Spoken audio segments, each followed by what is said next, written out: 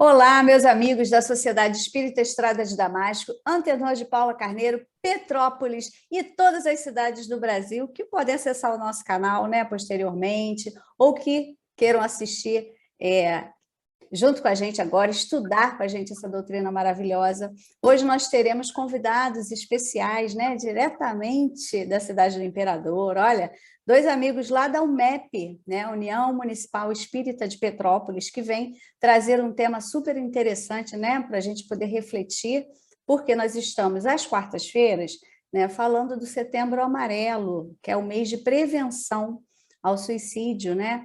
Então, esses amigos vão falar para a gente do tema atendimento fraterno ao ser que quer desistir de viver.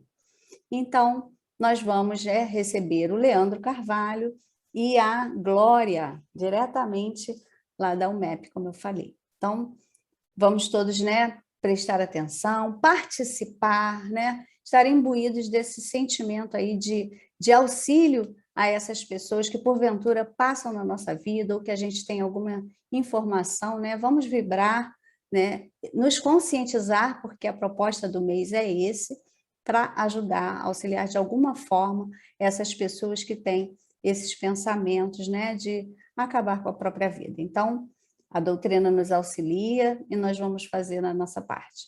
Nós vamos ouvir uma canção, né, de harmonização, em seguida, o nosso amigo Joaquim Batista fará a nossa prece.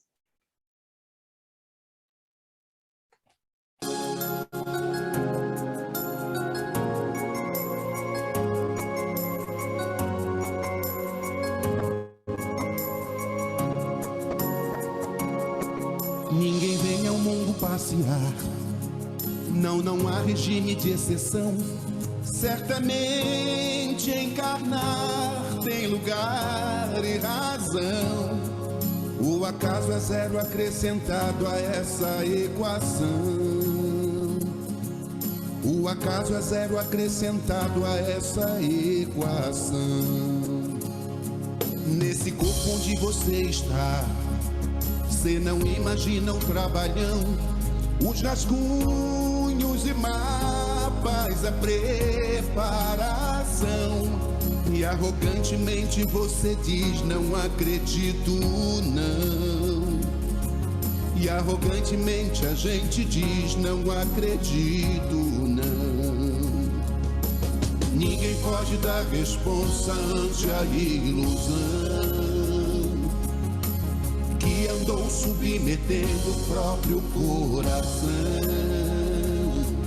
Concebemos na ilusão da morte tenebroso e capital castigo, e aí matamos, nos suicidamos. Meu Deus, que perigo! Viver é a melhor opção. Somos todos aprendizes, não se turbe o vosso coração. Amigo, tenha fé, não se entregue não. Vida depois da vida, questão de dimensão. Viver é a melhor opção. E se algo na canção te toca, cante comigo esse refrão. Sei que sou imortal, não vou pagar pra ver o preço desse engano, pois morrendo irei viver.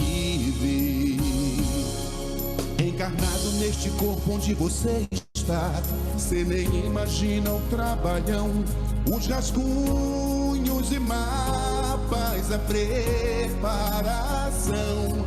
E arrogantemente você diz: não acredito, não.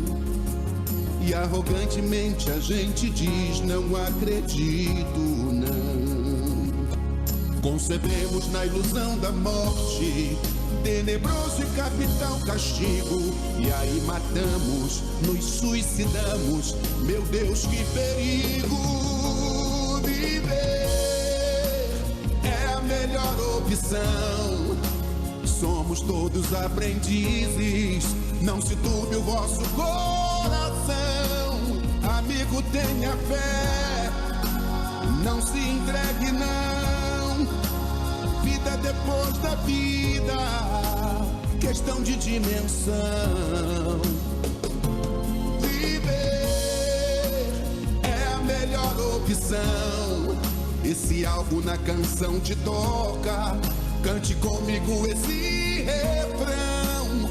Sei que sou imortal, não vou pagar pra ver o preço desse engano, pois morrendo irei viver. Sei que sou imortal, não vou pagar pra ver o preço desse ledo engano, pois morrendo irei viver.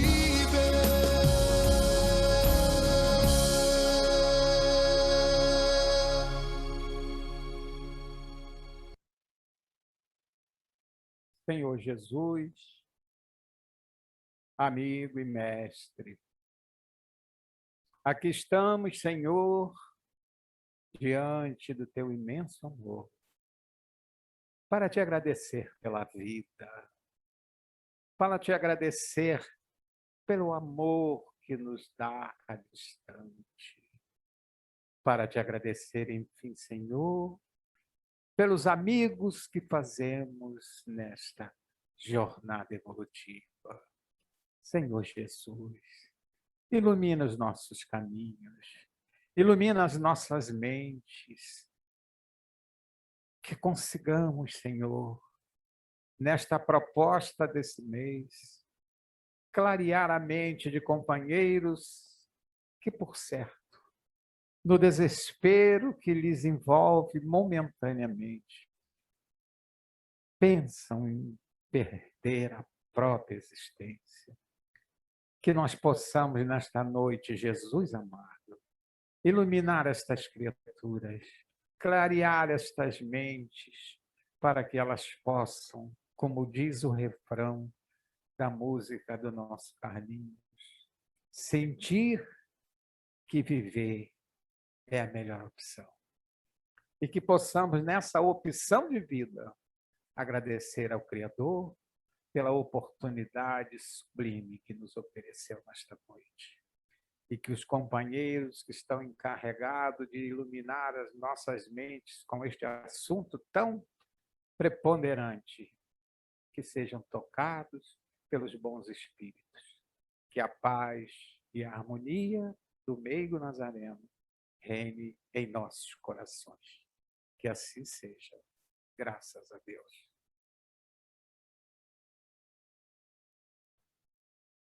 Graças a Deus. Muito obrigada, Batista.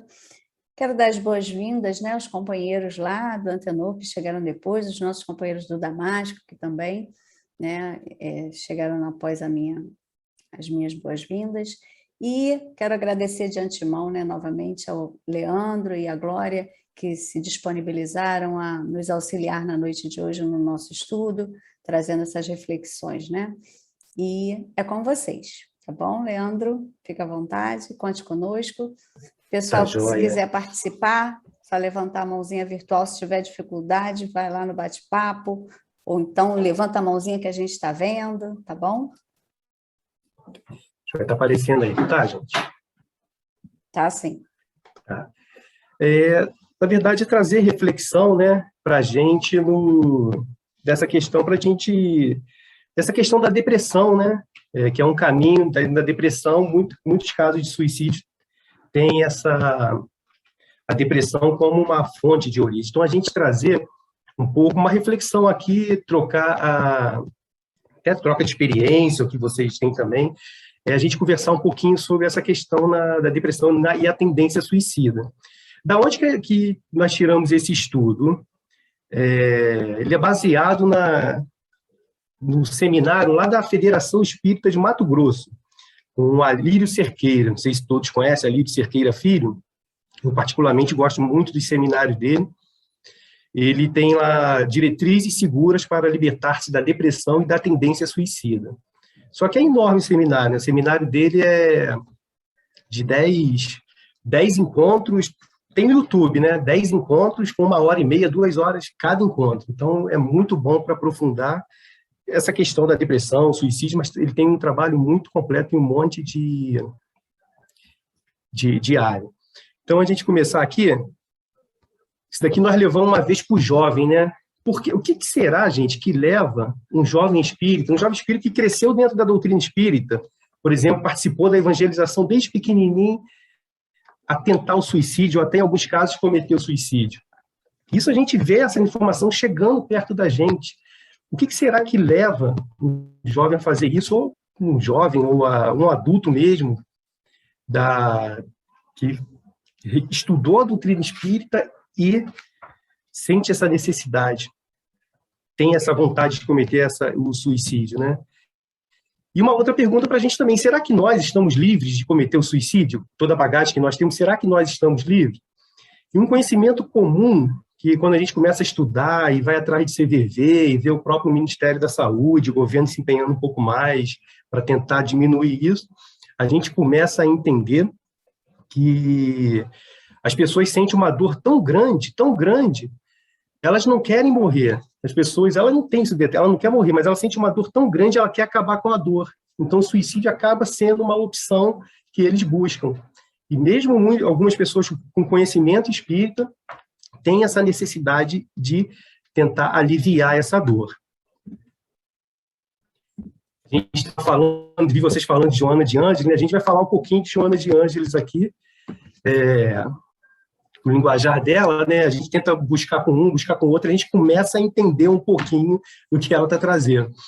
Aí no livro Entrega-te a Deus, né, Joana de Ângeles, ela traz para a gente, né, quando sintas o desânimo agravar-se no teu currículo de ações, quando fores vítima de contínuos episódios de insônia com pensamentos conflitivos, quando experimentares indiferença afetiva em relação às pessoas queridas, quando o mau humor em forma de distimia passa a caracterizar-te, quando a irritação ou o desejo de isolamento social comece a dominar-te, tem cuidado, pois estás em processo depressivo.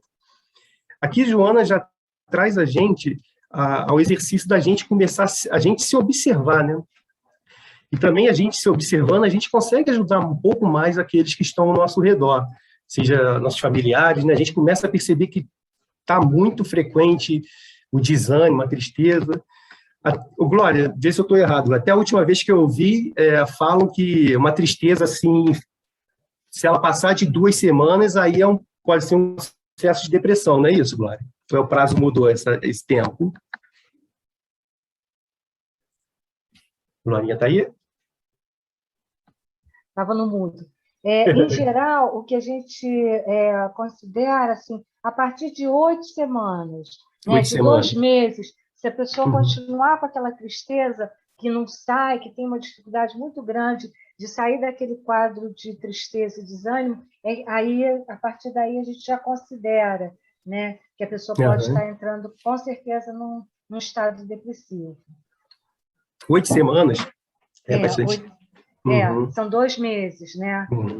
São 2 meses. Então, a gente ficar atento, né, com isso, e a gente até ajudar aqueles que estão ao nosso redor, para a gente, porque se deixar, né, dependendo, às vezes é tanta coisa que a gente vê, a gente acaba nesse turbilhão, a gente pode entrando numa tristezinha, numa melancolia, que quando a gente vai ver já está envolvido por isso tudo. Então, a gente ficar atento com isso, e vai surgir em nossas casas pessoas também com esses sintomas assim. Então, a gente dando sequência,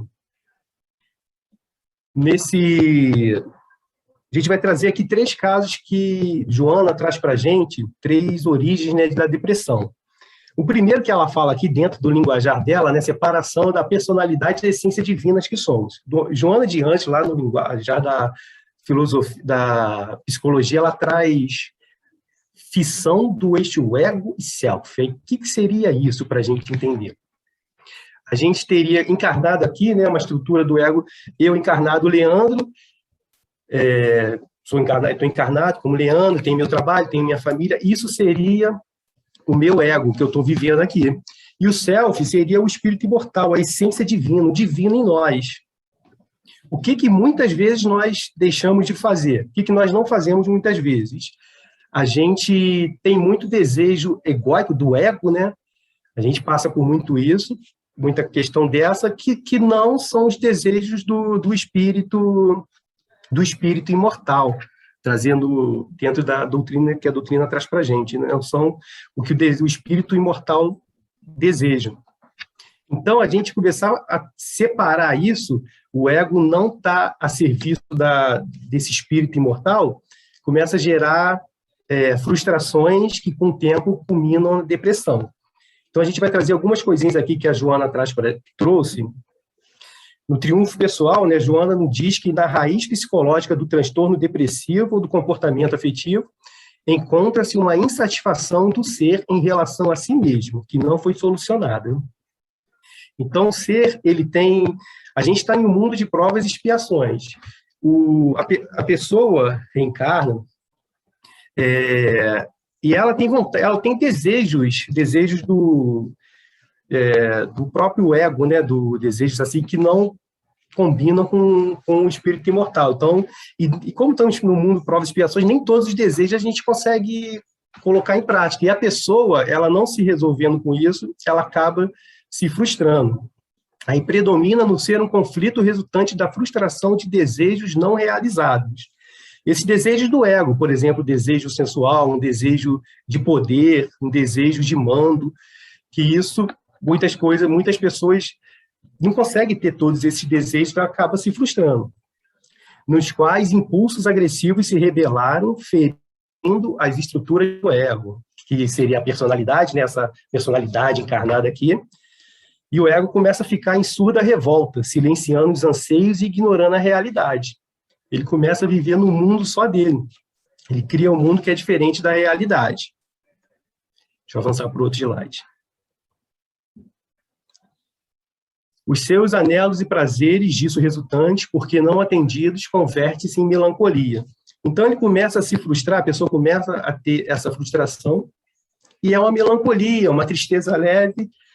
Só que com o tempo isso vai se agravando e acaba culminando na depressão se ela não tomar alguma atitude para procurar mudar isso. Que converte-se em melancolia, né, que se expressa em forma de desinteresse pela vida e pelos seus valiosos contributos, experienciando gozos masoquistas, aqui se permite em fuga espetacular do mundo que não considera hostil por não lhe haverem atendido às exigências. Porque qual é o objetivo do espírito imortal? Qual é a missão? O espírito imortal aqui que nós estamos encarnados, qual é o objetivo, a nossa meta? É a gente evoluir.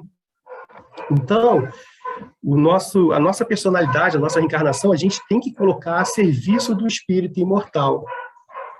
A gente tem na questão aqui do Livro dos Espíritos que fala como que a gente encontra a felicidade, né? Qual é o caminho para a felicidade? É a questão 614 do Livro dos Espíritos. Kardec pergunta, né, que se deve entender por lei natural? Aí vem a pergunta da espiritualidade.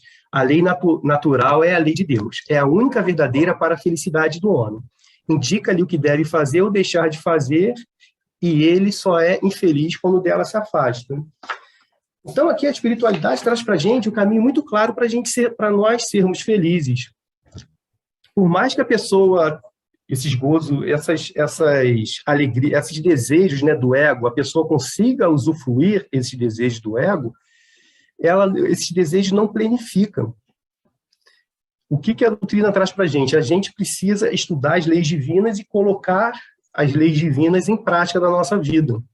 Quando o homem ele só deixa de ser feliz se ele se afastar dessas leis, da prática das leis divinas.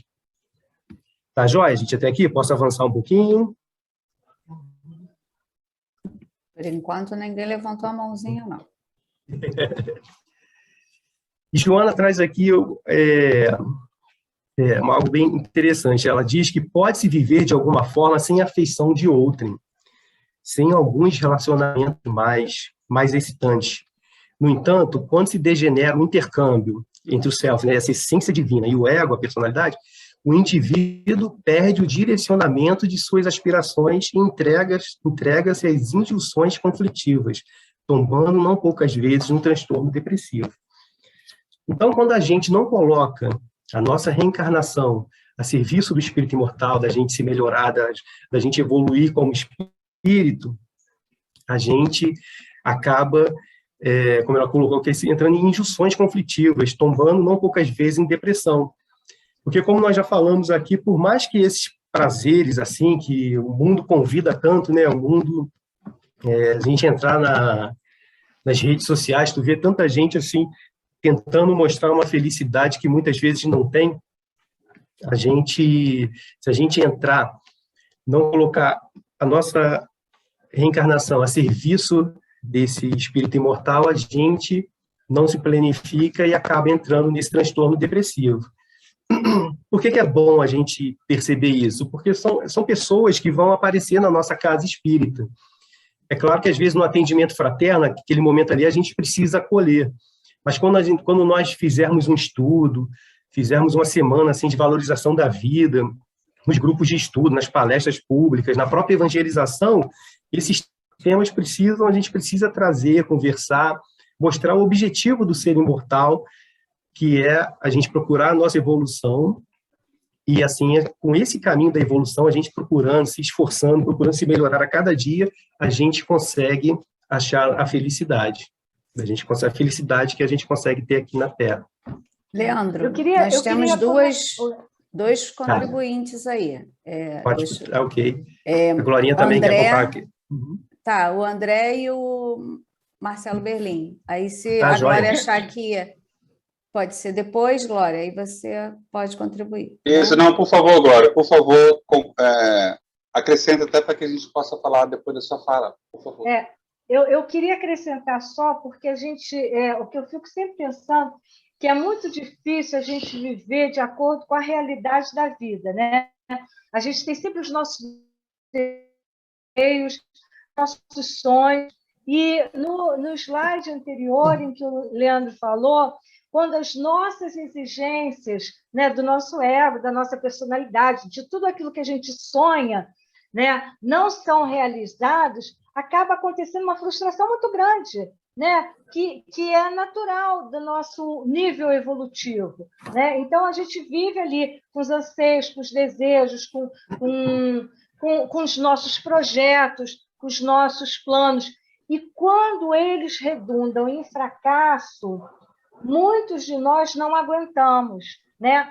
Esquecendo, para nós espíritas, que essas provas, que muitas vezes a gente sucumbe porque a gente não aceita as dificuldades da vida, é quando muitas vezes, pela nossa fragilidade, a nossa dificuldade de aceitar a vida tal qual ela é, com os nossos desafios, com as nossas provas, é quando a gente, muitas vezes, se torna mais vulnerável, né? Se torna mais vulnerável a essas energias que são nossas, a nossa vibração abaixa, e a gente acaba, consequentemente, também atraindo outras vibrações, que eu acho que provavelmente, talvez depois o Leandro vai falar. Mas eu queria ressaltar isso, porque é do humano a gente se frustrar, não é? É do humano a gente planejar, é do humano a gente desejar.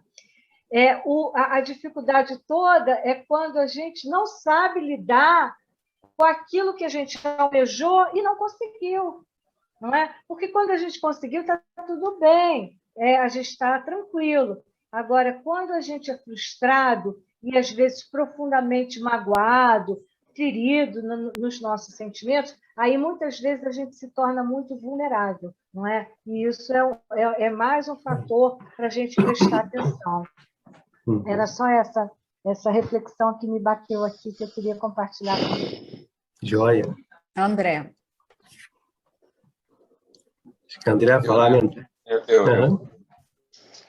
É muito interessante o que o nosso irmão está falando, porque a gente está vivendo um momento em que daqui a pouco as casas espíritas retornarão aos trabalhos, né, propriamente ditos. E a gente já vem conversando que sabe que muitas situações diferenciadas irão chegar. Então, quando a gente coloca aqui, quando degenera o intercâmbio entre o self, a essência divina, e o ego da personalidade, na realidade, nós temos esse entendimento de doutrina espírita e sabemos que somos hoje o somatório, né, de existências e existências já vividas. A nossa personalidade hoje ela é justamente o conjunto de todo o conhecimento adquirido. Só que também trazemos as pedras, os obstáculos. E quando encarnados, a gente chega o momento de começar a burilar essa pedra, se a gente não tiver esse entendimento de doutrina espírita, bate essa degeneração daquilo que somos, indivíduo, com aquilo que estamos vestindo na atual encarnação. Então, quando o indivíduo chegar na casa espírita totalmente desequilibrado, né? Porque perdeu o emprego, porque perdeu uma família, porque perdeu um familiar, né? Um ente querido, e não vê perspectiva.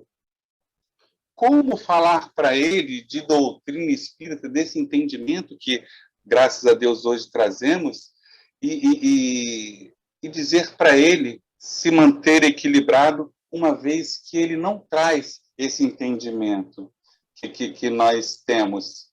Então, é muito complicado, porque, às vezes, a gente só trazer esse conhecimento teórico em cima de um acolhimento fraterno daquele indivíduo, aquela pessoa que está chegando ali, talvez ela não consiga receber no coração.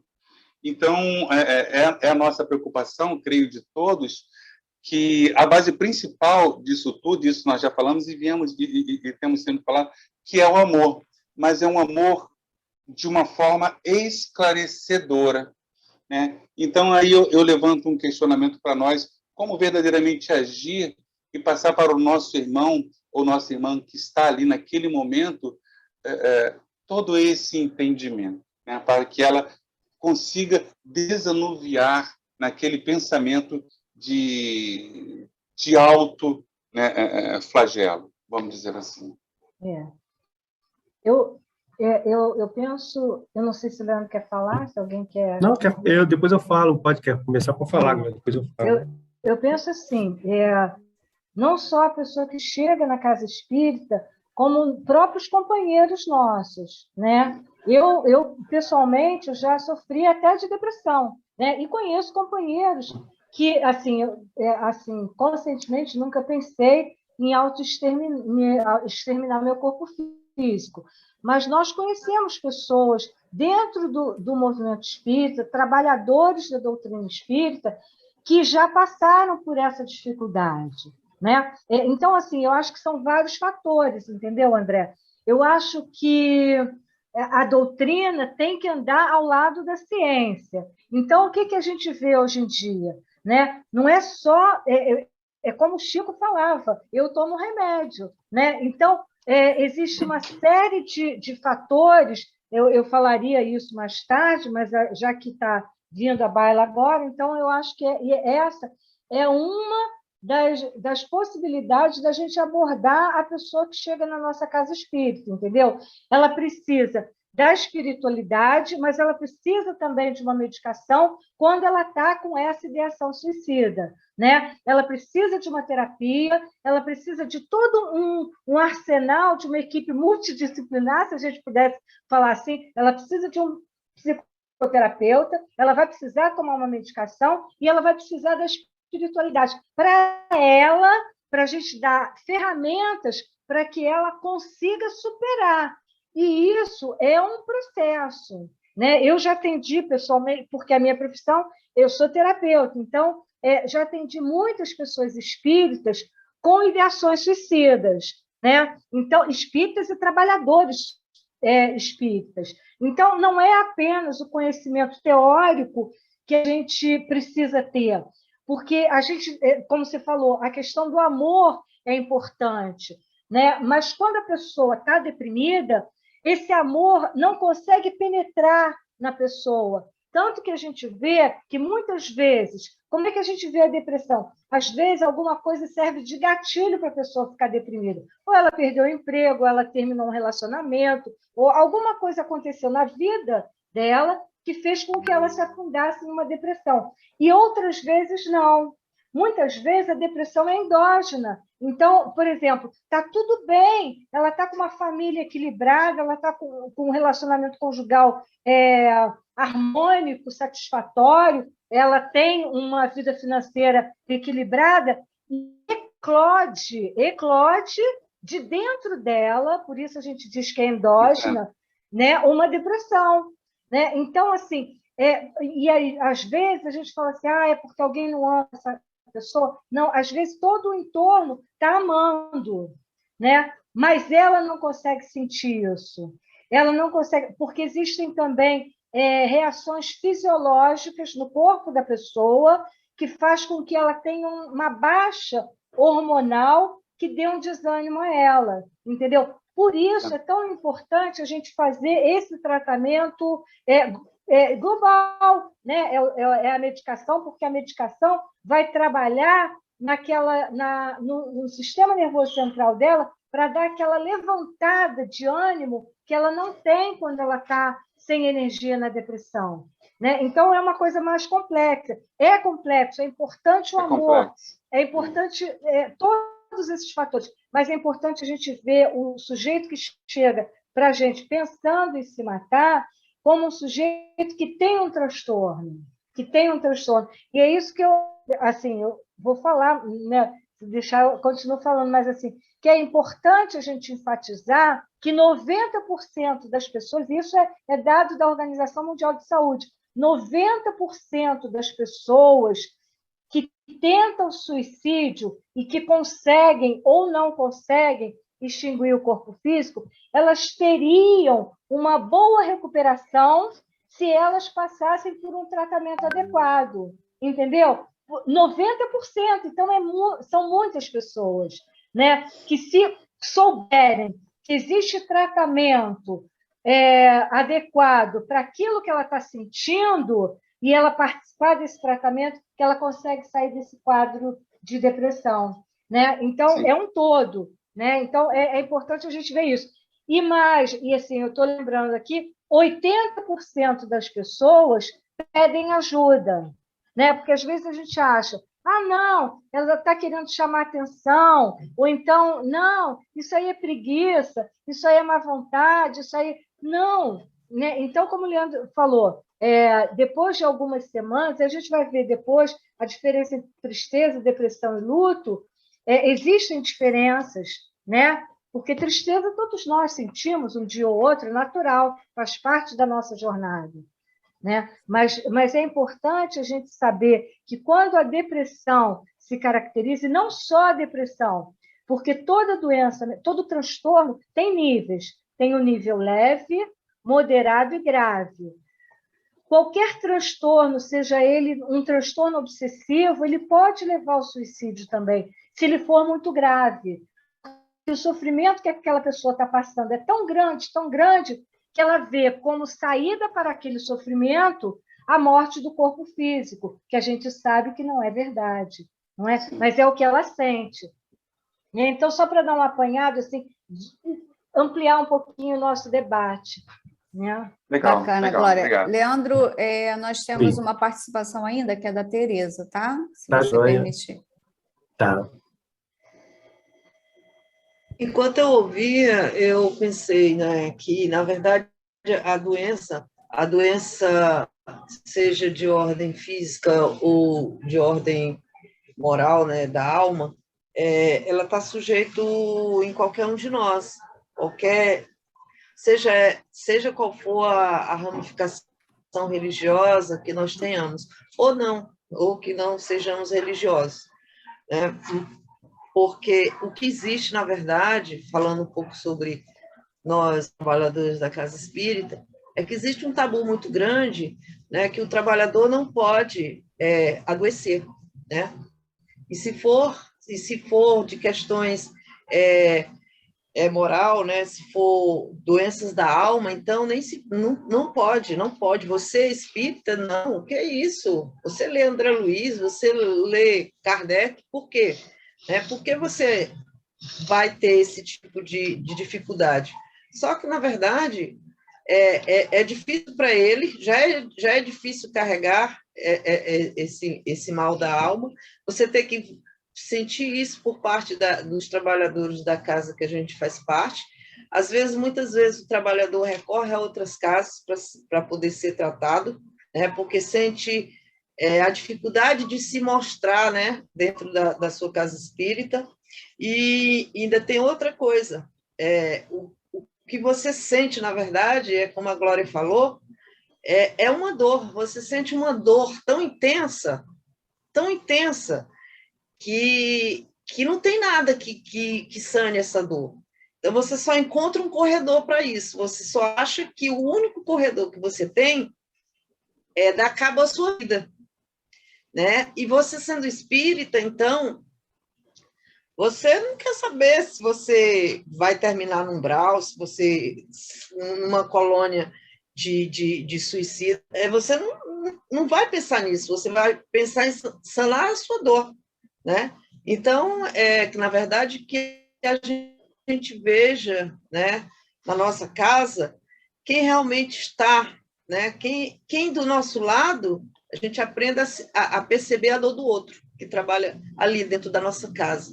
É como a gente perceber também quem está do nosso lado no trabalho profissional, quem é aquele companheiro que está passando por uma dor, né? Era isso que eu queria falar. Obrigada.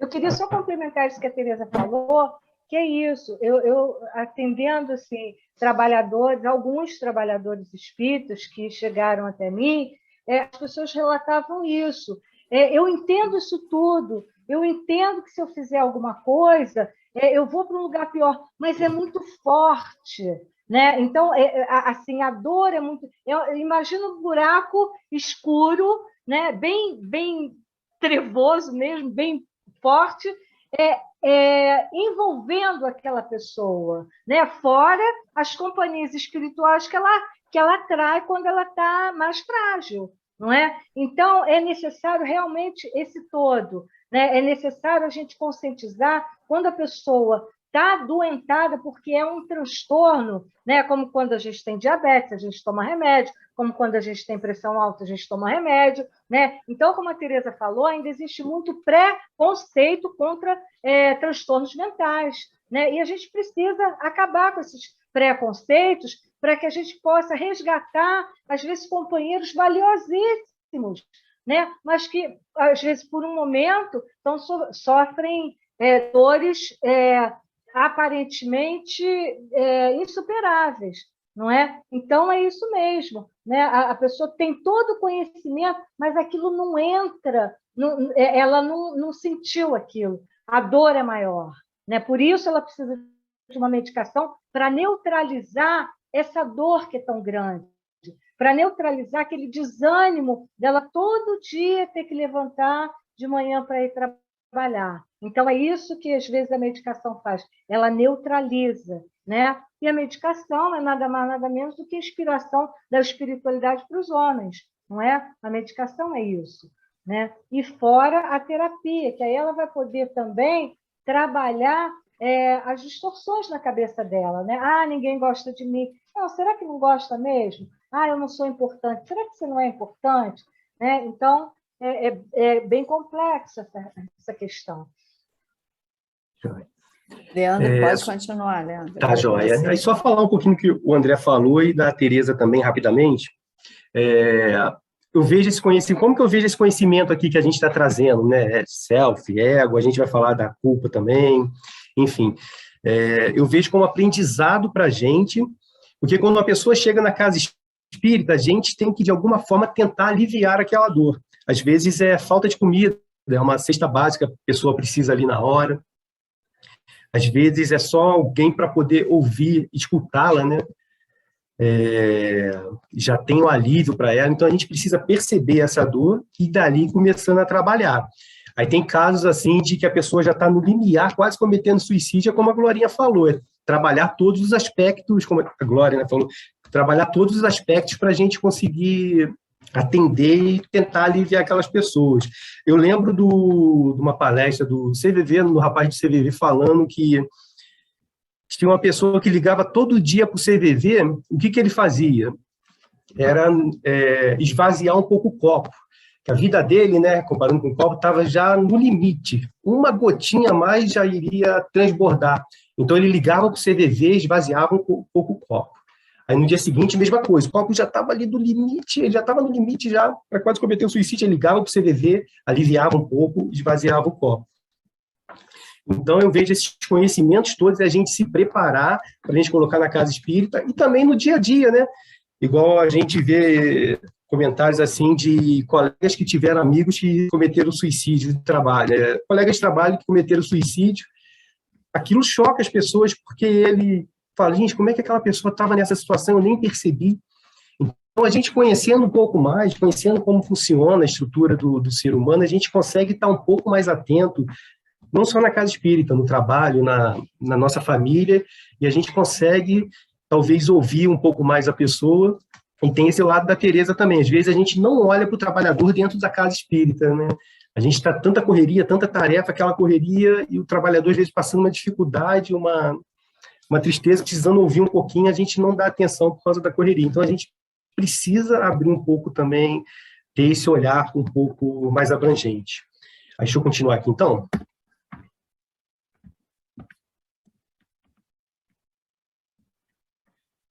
Na psicologia da gratidão, né, a Joana traz para a gente buscando a perfeita identidade na fusão equilibrada do ego-self. É a pessoa, né, trabalhar a encarnação dela justamente para superar as dificuldades e procurar evoluir. Vai ter tristeza, vai ser difícil, depende de esforço, mas é possível. Não é fácil, mas é possível. Dá-se da equilibrar do eixo ego-self, dá-se conta que viver e experienciar gratidão por tudo quanto lhe sucede tem a oportunidade de vivenciar. Aqui está falando da gratidão, da pessoa ser grata, né? Hoje em dia tu vê muita gente falando sobre esse sentido mais profundo da gratidão, nem ligada à religião, nem ligada a nenhuma médicos falando da importância da gratidão. A gente procurar valorizar o que a gente tem.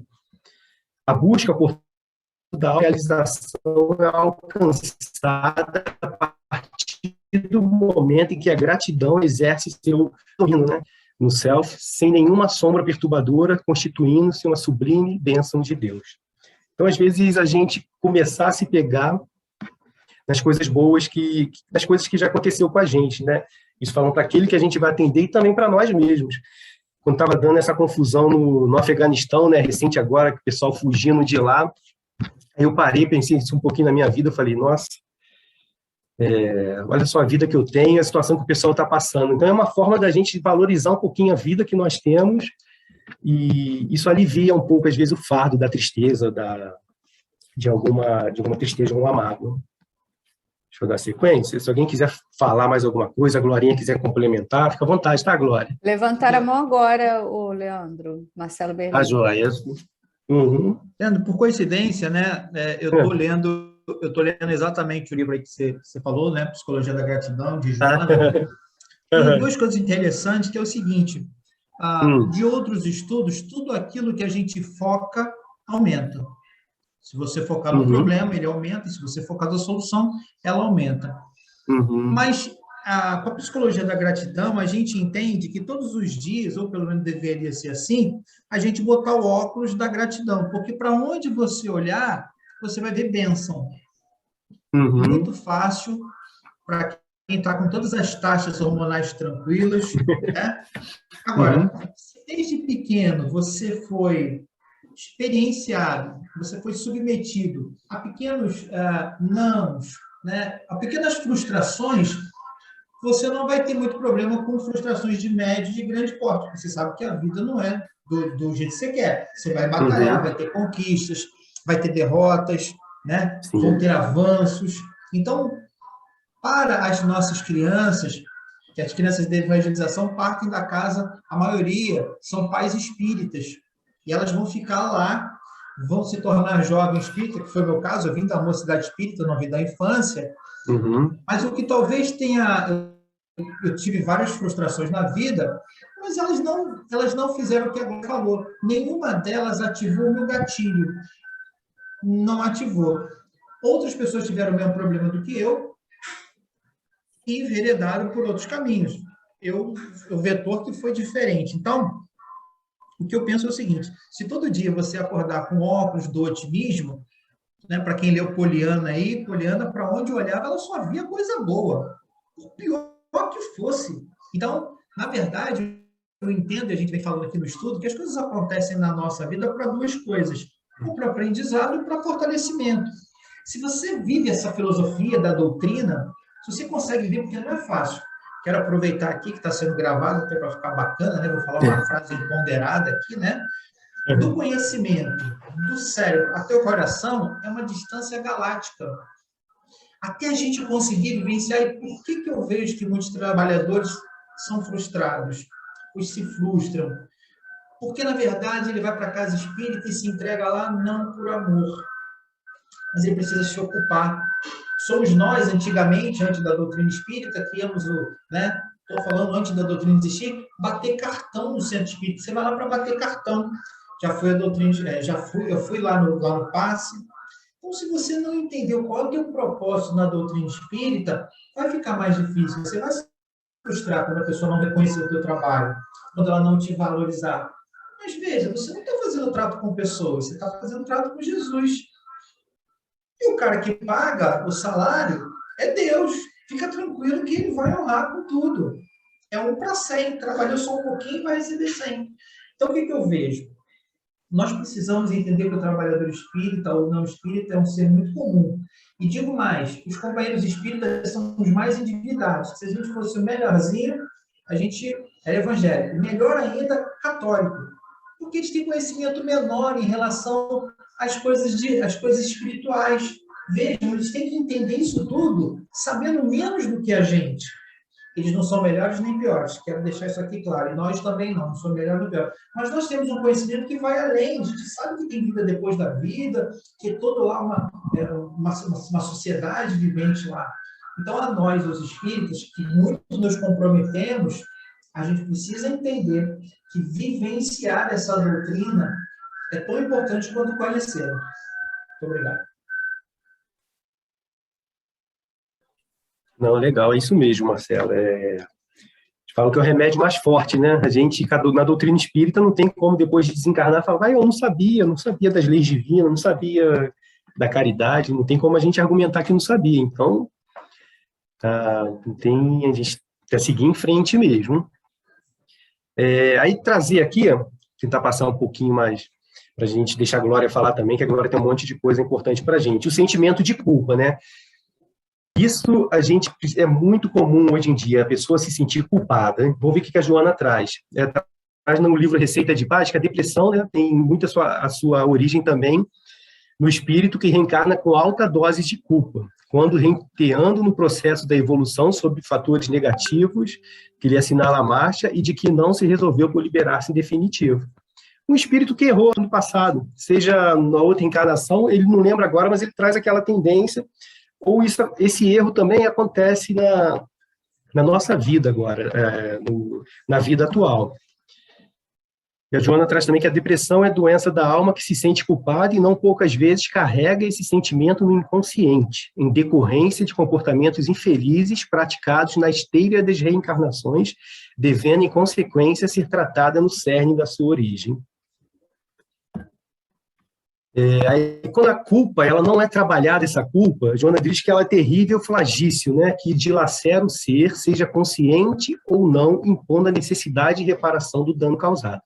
Por isso mesmo, o perdão do mal de que se foi objeto ou aquele que o infligiu é de irrelevante importância. Não, porém, apenas a quem agride, acusa ou malsina, mas também, principalmente, a si mesmo. É indispensável que o indivíduo se permita o direito do erro, considerando, entretanto, o dever da reparação mediante cujo esforço supera o constrangimento que a consciência do equívoco lhe impõe. A gente vai receber na nossa casa espírita gente que está se sentindo culpada. Às vezes, como a gente já trouxe aqui de outra encarnação, ou às vezes algum erro que cometeu, às vezes está seguindo a vida ali certinha, comete um erro que vira a vida dela de pernas para o ar, e aquele erro constrange tanto ela que ela começa a entrar em depressão e às vezes até tenta o suicídio. O que é importante a gente entender disso, né? É que a pessoa, nós mesmos, né, a gente tem que se perdoar. Uma vez eu vi uma comparação, até do Alírio Cerqueira mesmo, é muito legal. Ele fala que todos nós somos aprendizes da vida, né? Nós não somos mestre. Mestre da vida é Jesus. Ele não erra. Se nós somos aprendizes, nós vamos errar. é certo da gente errar. Por isso que Joana traz aqui o direito do erro, né? Se eu estou na condição humana, então acabo tendo esse direito de errar. É claro que não é o direito de errar para depois, então por isso eu vou fazer o que eu quiser sem refletir. Não. É o direito da gente se permitir errar, que a gente se perdoar por isso, e a gente mesmo, nós, nos darmos, né, uma nova chance para poder seguir em frente. Joana continua aqui dessa questão do direito do erro. Não se trata de uma atitude permissiva para novos equívocos, e sim de um direito do ser humano que é de lograr sucesso ou desacerto nos empreendimentos que se permite. Então, a gente não é, eu posso errar, então eu vou fazer o que eu quero. Não, é seguir a gente procurando se perdoar quando errar. E quando a gente erra, o que a gente pode tirar de bom do erro? Qual é o bom que a gente pode tirar do erro? O que de bom a gente pode tirar nessa experiência do erro? É o aprendizado. A gente sabe, já errei aqui, então agora não precisa fazer isso de novo, não precisa errar de novo. Então, o que a gente tira do erro de bom é o aprendizado. E às vezes a gente recebe gente no atendimento fraterno, na casa espírita, gente assim que cometeu erro assim, que está a ponto de entregar a vida mesmo, de desistir, porque a sociedade toda, assim, de uma forma geral, acusando a pessoa, tratando mal, acaba julgando a pessoa, né? Então a gente acaba passando por esse julgamento. E lá no atendimento, a gente chegar com um olhar de que dê esperança para ela, que nem tudo está acabado, que tem como começar novamente. Porque quando a gente erra, o que a gente tem que fazer? A gente tem que reparar o erro. Errou, percebi que eu errei? Vou reparar o erro. Dentro do livro dos médiuns, ele traz lá o caminho, né? Que a gente se arrepender, né? Quando a gente erra, se arrepender, aí tem a expiação e tem a reparação. Então, a gente observou que errou, procura reparar esse erro. E isso dá nova esperança para as pessoas, porque há muito esse sentimento de culpa. Às vezes a pessoa tem a vida dela lá tranquila, e a pessoa acha que não pode ser feliz, acha que não pode partilhar nenhuma alegria, porque ela já traz aquele sentimento de culpa, às vezes, lá da experiência de outras reencarnações. Alguém quer falar? Quer falar, Glória, um pouquinho? Questão da culpa?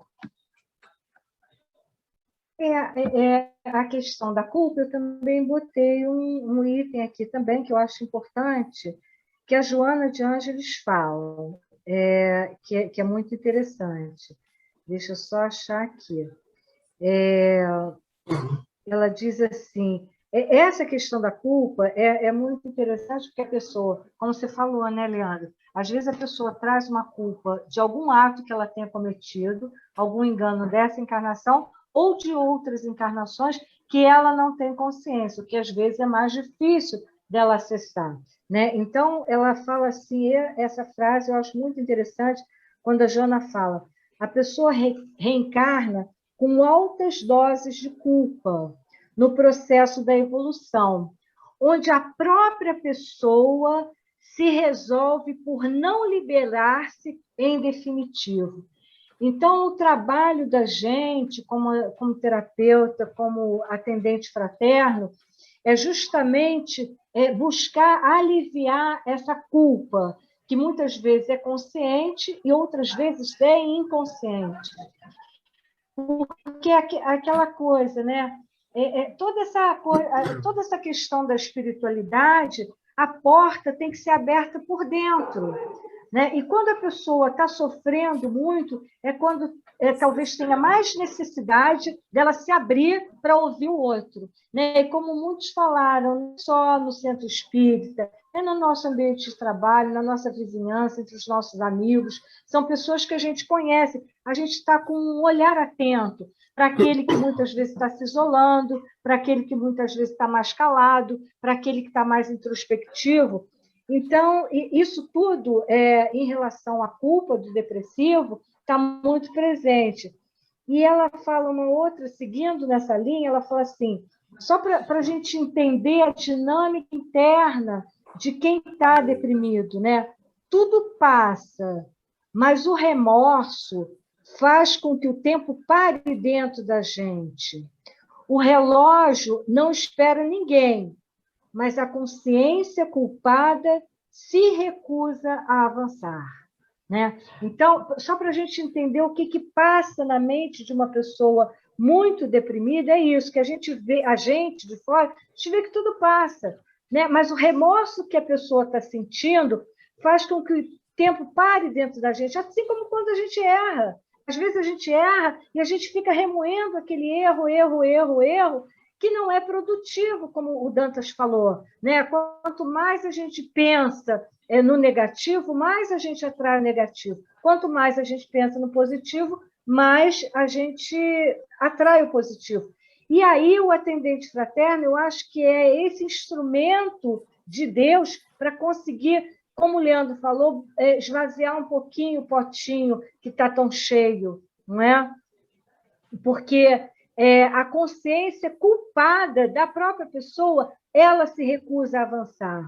Então, a gente também tem que aprender a lidar, muitas vezes, com a nossa própria frustração de que a gente tem uma limitação, né? Então, quando a gente vai atender fraternalmente, a gente está acompanhado da espiritualidade do bem, pedindo ajuda da espiritualidade do bem para falar aquilo que a pessoa precisa ouvir, muitas vezes para sair daquele quadro, para ouvir no momento de se calar, né? E para tentar ir encaminhando aquela situação por um patamar mais saudável, né? Mas isso realmente é um processo, né? Como o Leandro falou, às vezes a pessoa vai um dia para esvaziar um pouquinho o potinho, depois vai um dia para esvaziar meio um outro dia o potinho.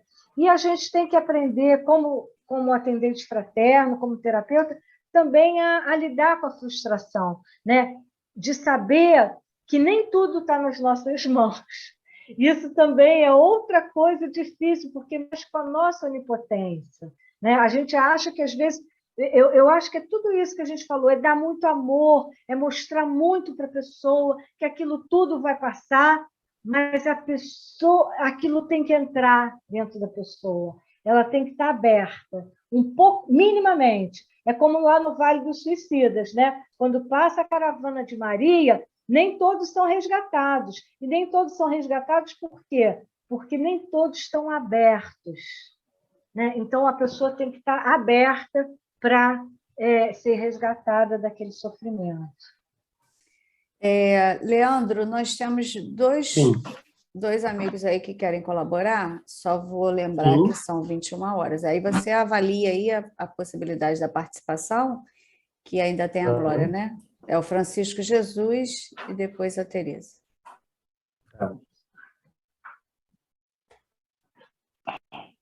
Boa noite, Leandro. Boa noite. Boa noite, Glória.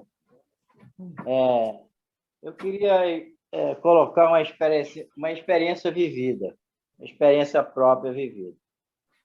Eu, ano passado, passei por uma situação muito difícil em relação a essa situação de depressão,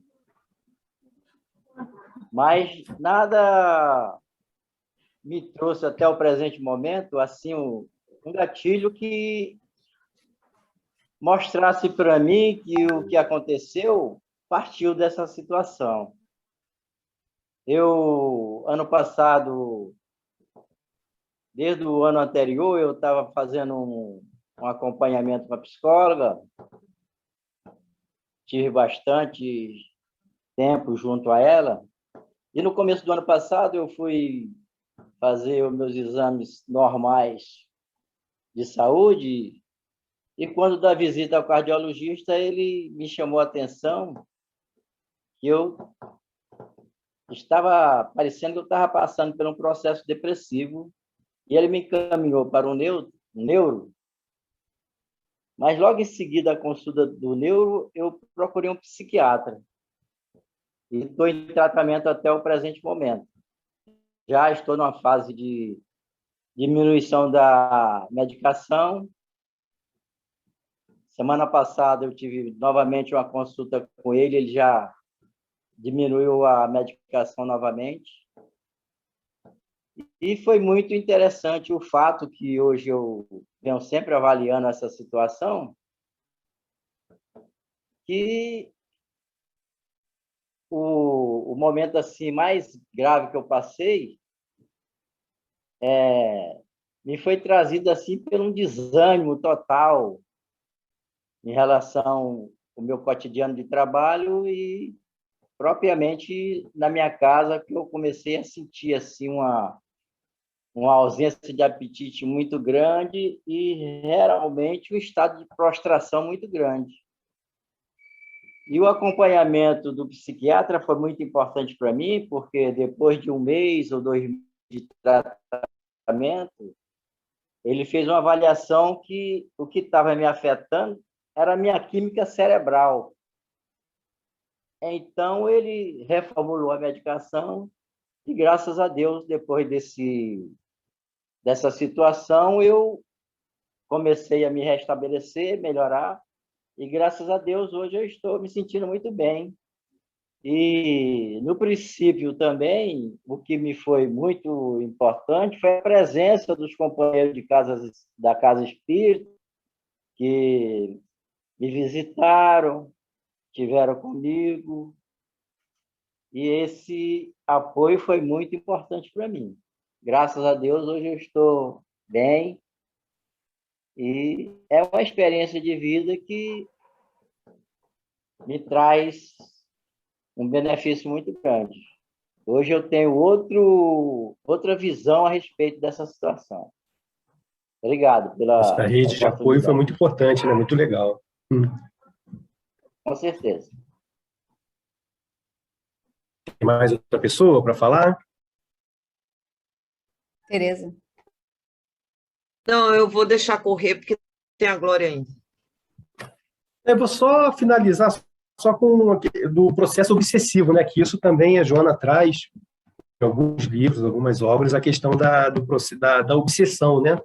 Muitas vezes ela gera a depressão, mas também quando às vezes a depressão é gerada por outras coisas, por outros fatores, né? Ela agrava. E é importante, a gente está vivendo uma pandemia, se Deus quiser está acabando já a pandemia, mas tanto Joana traz, falando da depressão, em algumas obras ela fala em níveis pandêmicos, né? E, se eu não me engano, a obsessão, Eurípides Barçanufo, do Tormentos da Obsessão, também fala em pandemia da obsessão, desse processo obsessivo, né? Então, e isso a doutrina espírita pode influenciar muito, né? Nessa opção no convite da pessoa ir se melhorando, nas próprias reuniões. Então, teria mais essa questão do processo obsessivo, que a casa espírita, às vezes, chega lá, a pessoa está numa situação de uma depressão muito grave, já botando nome em reunião mediúnica, nome para prece, e isso já ajuda bastante. Glorinha, e agora deixar contigo aí para continuar um pouquinho aí, porque como é que voa o tempo, gente? Tem 10 minutos aí, nem sei se é isso tudo, né, Jaqueline? Que a gente foi conversando, né? Então não tem problema, não. A Glória já deu umas esticadas ali nos assuntos que ela tinha na pauta, já fez a contribuição, mas... Já foi me intrometendo, né? Não, é riquíssima a sua contribuição, riquíssima. Eu vou começar pelo depoimento do Francisco, que eu achei muito bacana, Francisco, seu depoimento. Primeiro, porque você conseguiu ter a humildade de compartilhar com seus amigos do Centro Espírita que você não estava bem. E eles conseguiram ser fraternos o suficiente, primeiro, para não te julgar, e segundo, para te acolher. Isso é fundamental, né? Eu acho isso riquíssimo, né, em termos de experiência de vida. Em segundo lugar, porque você, assim, o cardiologista, que a gente ainda tem um preconceitozinho contra psiquiatra, né? O que não é legal, porque existem excelentes psiquiatras. O seu, por exemplo, deve ser um excelente psiquiatra. Por quê? O que é um excelente psiquiatra?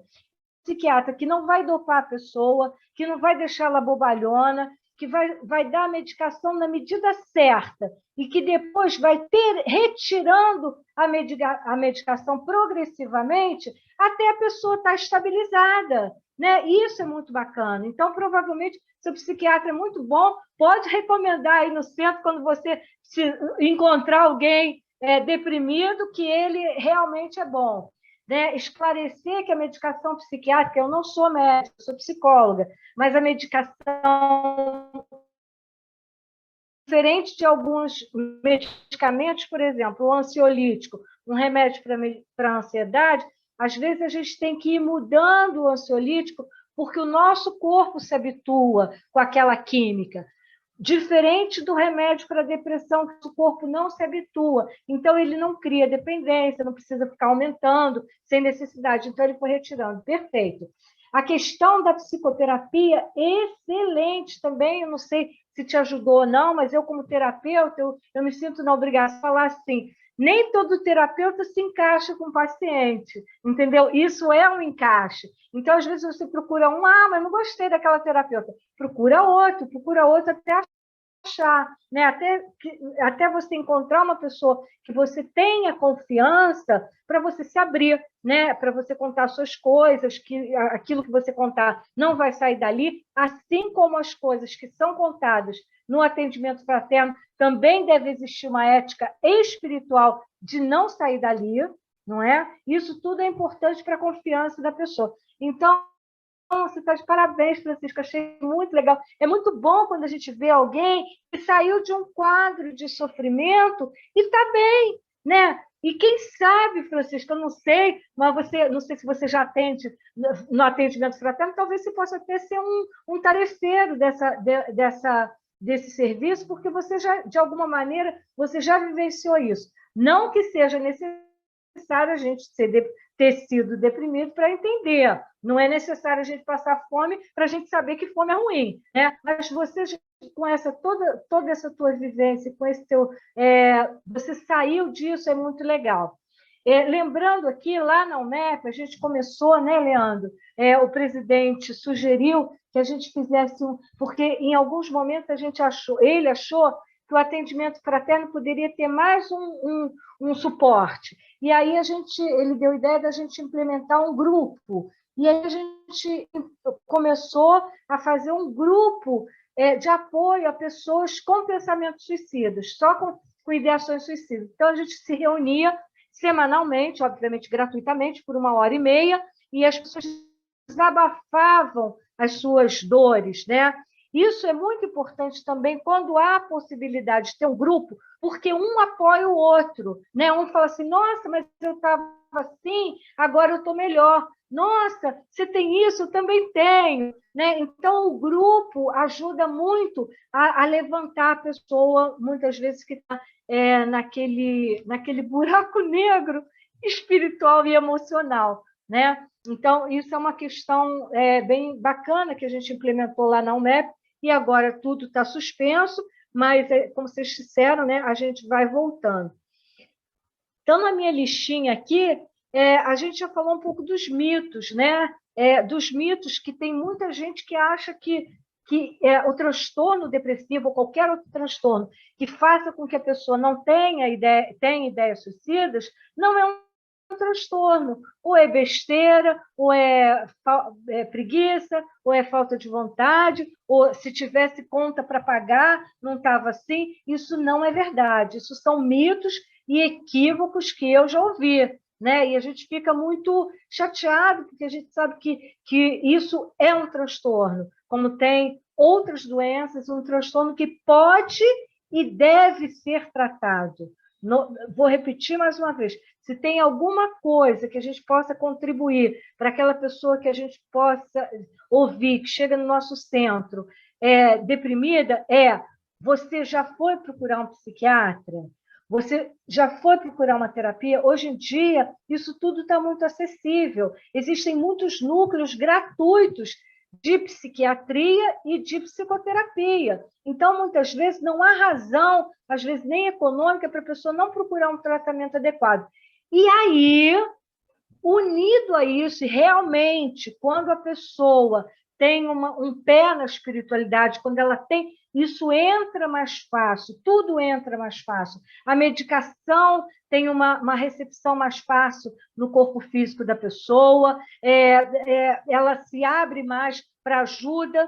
E aí eu vou falar um pouquinho que eu me lembrei aqui sobre uma coisa que a gente fala, que chama-se coping religioso, negativo e positivo. Em que a religião pode ajudar, em que a religião pode atrapalhar? Como eu falei para vocês, isso é um todo, né? Então, se a pessoa ela vai procurar um psiquiatra mesmo, não um neurologista, psiquiatra, porque quem entende medicação psiquiátrica é psiquiatra. Eu agora estou meio gordinha, eu falei, doutor, eu não estou conseguindo ter força de vontade de parar de comer sozinha. O senhor pode me ajudar? Estou aqui, não estou dopada, não estou excessivamente medicada, mas estou com uma medicaçãozinha para aliviar a minha ansiedade. Eu sou psicóloga, sou espírita, tudo há mais de 30 anos, né? Você vê como é que a coisa é complicada, né? Mas, enfim, então, a gente pode tomar um remedinho. Então, o culto religioso negativo é quando a gente entrega tudo para Deus e não precisa, acha que não precisa fazer nada para melhorar. Ah, não, gente, isso é fanatismo, né? Deus resolve. Ah, a espiritualidade vai resolver. Achar que o sofrimento é uma punição divina. Como Dantas falou, o sofrimento tem uma função, que é do nosso aprendizado, ou então do nosso fortalecimento espiritual. Então, não tem nada de punição, isso são ideias arcaicas que a gente tem. E substituir o tratamento médico pelo religioso, isso é terrível. A gente, como espírita, nós precisamos tomar vacina, nós precisamos tomar remédio, nós precisamos disso tudo para nos manter vivos e saudáveis, né? Então, eu vou falar agora, já que eu já... E o positivo? O positivo é o quê? Porque a falta de fé é um fator de vulnerabilidade. A gente sabe que, muitas vezes, mesmo com fé, a pessoa, pelo transtorno químico, como o seu Francisco falou, é uma química desajustada do cérebro, a pessoa precisa tomar uma medicação para aquilo ajustar. Depois que ajustou, ok, você pode retirar a medicação que você vai ver o mundo com a lente normal. Aliás, isso é uma técnica, viu, Dantas? É uma técnica da terapia cognitivo-comportamental, tem lá no consultório. Tem um óculos escuros e um óculos amarelo, daqueles de construção. Quando a pessoa está deprimida, a gente olha só como é que você está vendo a vida. E aí a gente tira o óculos e bota o óculos amarelo. Olha só como é que a vida é, né? Para ela ter uma comparação, né? Isso é uma técnica mesmo. Então, o coping religioso positivo, porque tem o positivo e o negativo. O positivo é buscar resolver problemas com a ajuda da espiritualidade. Gente, já foi tempo também que a psicologia, a psiquiatria não aceitavam a espiritualidade como um componente terapêutico. Hoje em dia, a espiritualidade é mais uma ferramenta para você adquirir a sua saúde física e espiritual, né? Então, a gente pode e deve recorrer. Quando a gente recorre à espiritualidade, e a espiritualidade, eu adoro essa frase, Deus tem estradas onde o homem não vê caminho. Muitos conhecem essa frase, né? Que é muito bonita. Então, Deus tem estradas. E a prece é um mecanismo que a gente entra em sintonia para pedir ajuda. Isso derroga as leis de Deus? Não, porque tudo que está dentro das leis de Deus pode ser modificado, né? Com exceção da fatalidade, que é a hora da nossa desencarnação, às vezes a gente antecipa, né? Mas tudo é muito harmônico, né? Então, é importante isso, né? A gente procurar ajuda da espiritualidade, porque ela não pode nos ajudar mesmo. E aí tem uma frase aqui, pessoas mais espiritualizadas adquirem mais bem-estar psicológico, menos prevalência de depressão. O que não quer dizer que a gente não possa ficar deprimido, porque esse é um transtorno, às vezes, químico do nosso organismo. Né? Então, isso é uma questão. O tratamento espiritual, atendimento fraterno, passe, água magnetizada, palestras e evangelho no lar. Eu falo para os meus pacientes, independente deles serem espíritas ou não, se tem religião, hoje eu coloco no histórico do paciente, se tem alguma religião, se ele fala que tem, ok. É evangélico? Ah, então, o pastor bota lá uma água. É católico? Os católicos também, às vezes, botam água. Espírito também. Se não é religioso, a gente respeita, mas a gente sabe, se a pessoa tiver uma religiosidade, eu gosto de orientar. Você faz o evangelho no lar? Muitos não sabem o que é. Olha, 15 minutinhos, uma vez por semana, bota lá uma água para magnetizar, pega um evangelho, abre, você vai se aproximar da espiritualidade para ela te dar mais equilíbrio, te dar mais harmonia e ajudar na sua recuperação. Né? Eu acho que o resto todo a gente já falou aqui, né? Também está no limite, né, Glória? O horário dele. Eu ia falar só assim, como é importante a gente expressar nossos sentimentos, né? E Joana de Ângeles fala assim, a terapia preventiva torna o indivíduo consciente dos seus sentimentos. Então, por muito tempo, na religiosidade, a gente costumava negar os nossos sentimentos. Não, eu não posso sentir raiva. Não, eu não posso ficar triste. Não, eu não posso ficar aí. Eu tenho que ficar aquilo. Eu tenho que... Não, a gente precisa primeiro tomar consciência do nosso sentimento. Ainda é do nosso nível evolutivo a gente sentir raiva às vezes. Alimentar a raiva é diferente. Isso não é bom. Mas que a gente ainda sente, ainda pode sentir. E trabalhar, a gente sente, traz para a consciência para a gente poder trabalhar. É o primeiro ponto, a gente se conscientizar, né? Que deve exteriorizar com frequência e naturalidade em relação a todos que constituem seu clã, que fazem parte da sua afetividade. Então, o papai, a mamãe, o irmão me chateou. Nossa, você me deixou triste com aquilo que você falou, sabia? Mas não sei, problema da pessoa, ela resolve. Mas eu expressei com respeito, com equilíbrio, né? Então, é importante, isso tudo que a gente falou, que sirva para a gente poder semear um pouquinho a semente do amor dentro da gente e espalhar com quem necessitar. Muito obrigada. Marcelo Berlim, quer falar aí para finalizar?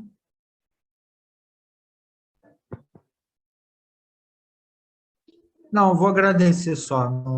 Eu ia só falar que se não desse tempo, não tem problema, vocês voltam nas próximas 2 quarta-feiras para a gente dar continuidade, que foi bom demais.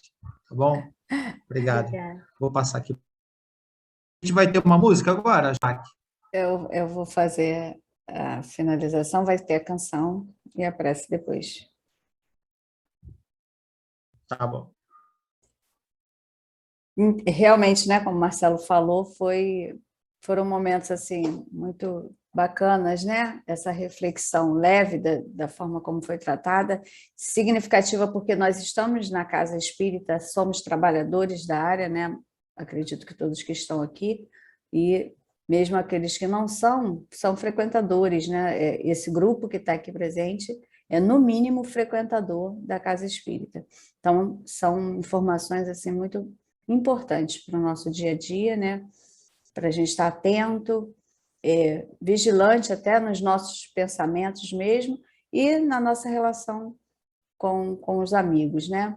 Nós queremos agradecer o Leandro, né, e a Glória, que se disponibilizaram aí na noite de hoje, né? Diretamente de Petrópolis, viu como a tecnologia auxilia, né? Nós temos aí a Regina, que é amiga de vocês de lá de Petrópolis e que se tornou nossa amiga na pandemia. Muito obrigada pela presença de vocês. E eu quero fazer um convite antes da canção e antes da prece, que na Semana Espírita, né, a gente não vai estar uma aqui... amiga super amorosa, adoro a Regina. Maravilhosa, isso. E a gente não se conhece pessoalmente, hein? Só virtualmente. Tá igual a gente, então. E olha que a gente está mais longe que vocês. Mas vai chegar o momento da gente se encontrar. Semana que vem a gente tem a Semana Espírita, né? Não estaremos pela Sociedade Espírita Estrada de Damasco. Minha internet está falhando muito. Se a Patrícia quiser falar sobre isso, está dando para ouvir? Melhorou aí a comunicação ou está falhando ainda? Está oscilando muito. Eu vou tirar a tua imagem, pode? Tá, tudo bem.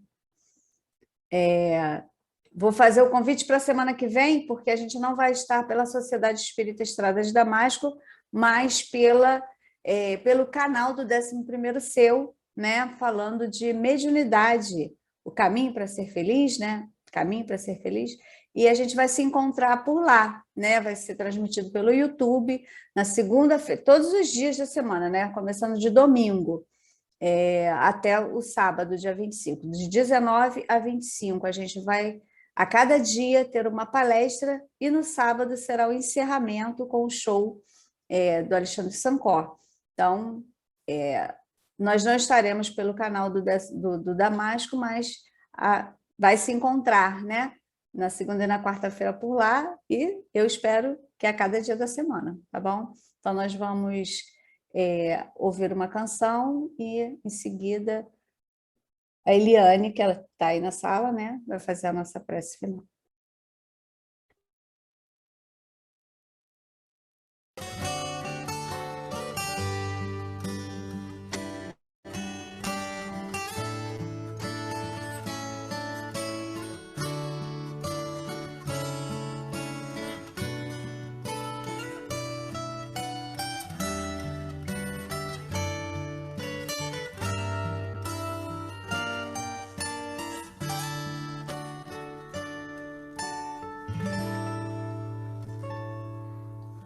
Deus está aqui neste momento, Sua presença é real em meu viver. Entregue sua vida, seus problemas, fale com Deus, Ele vai ajudar você. Deus te trouxe aqui para aliviar o seu sofrimento. É Ele o autor da fé, do princípio ao fim, em todos seus tormentos. E ainda se vier noites traiçoeiras, se a cruz pesada for, Cristo estará contigo.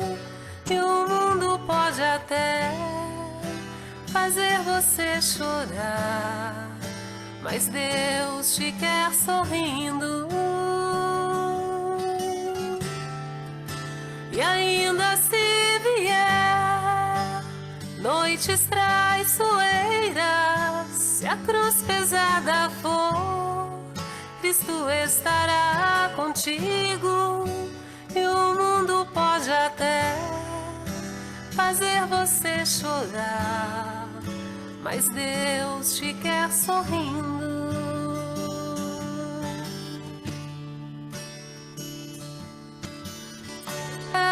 Qual for o seu problema, fale com Deus, Ele vai ajudar você. Após a dor vem a alegria, pois Deus é amor e não te deixará sofrer. Deus te trouxe aqui para aliviar o seu sofrimento. É Ele o autor da fé, do princípio ao fim, em todos seus tormentos.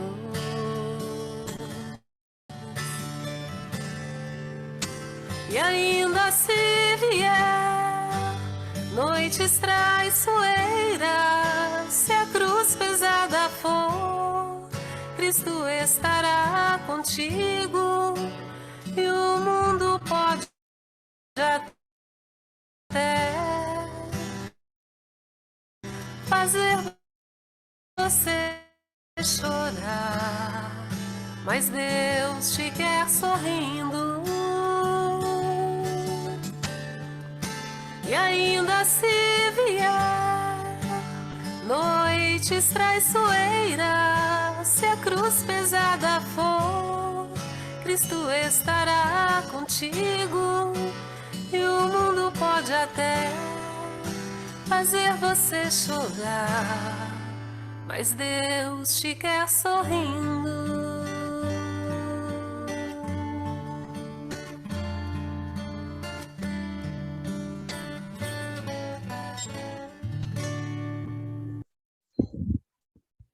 Jesus, espiritualidade amiga, como estamos agradecidos por esse momento de aprendizado, de confraternização, agradecidos aos nossos irmãos, Leandro e Glória, que nos trouxeram esses esclarecimentos, que nos puseram para pensar, para refletir, como precisamos lembrar do equilíbrio das emoções, lembrar de não nos fazermos culpados, mas sim lembrarmos que estamos em construção, trabalhando para nosso aprimoramento mental e moral, que possamos lembrar que só através do autoconhecimento,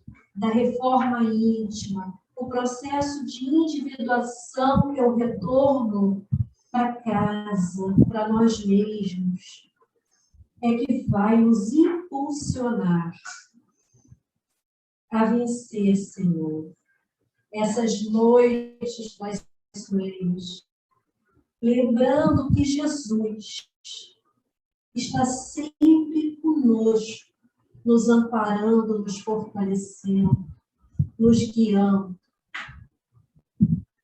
Muito obrigada, Senhor. Fique conosco, nos amparando, nos ajudando, Senhor, a sermos coerentes com essa doutrina de luz que tanto nos fortalece, tanto nos norteia. Que assim seja. Graças a Deus. Nós queremos agradecer também, né, os nossos irmãos lá do Antenor de Paula Carneiro, que mais uma semana estiveram conosco. Muito obrigada a todos que ficaram até agora. Também agradecemos a todos que assistirão depois, né, porque, de qualquer forma, vai aprender com esse estudo que foi trazido na noite de hoje. Então, domingo, nós estaremos juntos às 17h30, né? Nós estamos passando o cartaz, né, diariamente. Nós temos um link de inscrição lá para o grupo do WhatsApp, que vai ter sorteios, né, de livros como o ano passado. Então, não deixe de participar, tá? No domingo, o tema vai ser Frozen, uma aventura mediúnica. Olha que tema interessante, gente. É o Daniel Vale e o Glaucio Cardoso que farão o estudo para a gente. Então, até domingo, às 17h30, no canal do 11º Seu. Fiquem com Deus e até lá. Muito obrigada.